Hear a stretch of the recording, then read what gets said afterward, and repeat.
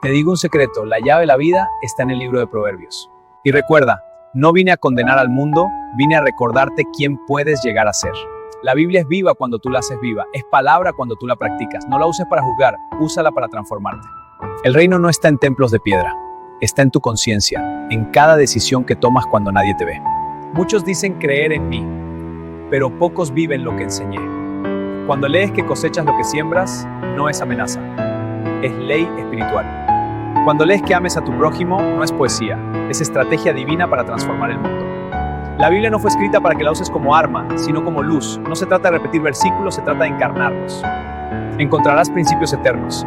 Amar cuando es difícil, perdonar cuando duele, decir la verdad cuando cuesta. Muchos la leen buscando reglas, pero yo te digo, es un mapa.